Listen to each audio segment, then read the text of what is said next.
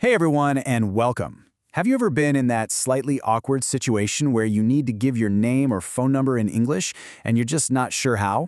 Well, today we're going to jump right into that by exploring Unit 1, How Do You Spell That? Spelling and Numbers, from the textbook 50/50, a speaking and listening course intro book. So what's our goal for today? It's actually really simple. We want to get you feeling totally confident when you're asking for and giving personal info. By the end of this, you'll be able to spell out your name or give a phone number without any hesitation. So, let's dive in. All right, to get us warmed up, check out this comic. We've got a police officer who's trying to write down Bobby's name, but he looks a little confused, right? So what do you think the officer is asking him? You got it. He's asking, how do you spell that? In Arabic, that would be Kayfa tatahaja dhalik. Kayfa tatahaja dhalik. See, this is exactly the kind of situation we're getting ready for.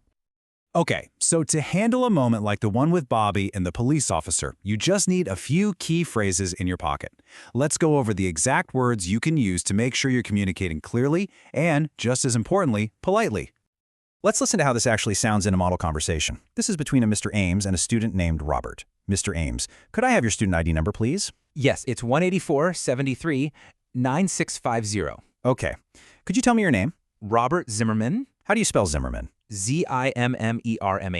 Now, for all of our Arabic-speaking learners, let's listen to that one more time, but in Arabic. السيد إيمز، هل يمكنني الحصول على رقم هوية الطالب الخاصة بك من فضلك؟ Robert.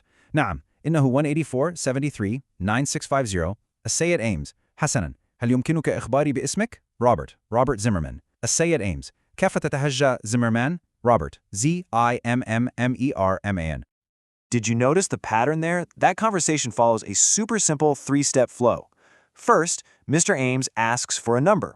Could I have your student ID number, please? In Arabic, هل يمكنني الحصول على رقم هوية الطالب الخاصة بك من فضلك? Next up, he asks for the name. Could you tell me your name? Or هل يمكنك إخباري باسمك? And finally, to make sure he's got it right, he asks for the spelling. How do you spell Zimmerman? Which is كيف تتهجى Zimmerman. And here's a really important cultural tip for you. What makes these phrases so great is just how polite they are. You know, in English, starting a question with could I have or could you tell me sounds so much softer and more respectful than just saying, what is your name? That politeness makes them perfect for any situation, whether you're in a formal office or just meeting someone new. Awesome! Now that we know the phrases to use, let's put our ears to the test. It's time to really sharpen our listening skills. I'm going to play 3 quick conversations, and your job is to listen carefully and catch specific details. Things like names, addresses, and numbers. You ready for this? Okay, here comes conversation 1. We have a woman asking a man for directions. Let's listen. Excuse me, do you know where 4015 East 13th Street is? I'm not sure. Is that a business address? No, it's an apartment building called Garden Towers. Oh, sure. That's around the corner, on the right. Great, thanks. So, how'd you do? Did you catch those 2 key details? The address was 4015 East 13th Street, and the name of the building was Garden Towers. This conversation also introduced a couple of really useful new words. Address, which in Arabic is unwan, and business, which is amal. Ready for round 2? In this conversation, a man has called the wrong number. Happens to all of us, right? Let's listen in. Hello, may I speak to John Chang? I'm sorry, you have the wrong number. Is this 753-2446? Yes, it is, but there is no John Chang here. Is this area code 845? No, it's not. It's 815. Oh, sorry, I misdialed. No problem. Okay, let's check those answers. The phone number he dialed was 753-2446, but the big mistake was the area code. He dialed 845, but it was actually 815. This brings up some great vocabulary. Phone number is رقم الهاتف. Area code is Rams al-Mintaka, and when you make a mistake like that, it's called a misdial or ittisal khati. And here we go, our final listening challenge. This time, a man is asking a woman for her name and social security number. So this is a more official conversation. Man, could I have your name, please? Mia Cheon. How do you spell your last name? Cheon. Okay. And could you tell me your social security number? 096828489. Okay, just a minute. So the 2 pieces of info we were listening for were the last name, which was Cheon, spelled C-H-E-O-N, and the social security number 096828489. 8489. Let's make sure we know what those mean. Your last name is your family name. In Arabic, that's Ism al-Aila, Ism al-Aila. And a social security number is a special ID number, which we call رقم الضمان الاجتماعي. رقم الضمان الاجتماعي. Fantastic work on that listening practice. But you know what comes next, right? We're going to switch from just listening to actually speaking. It's time to take these phrases and start using them ourselves.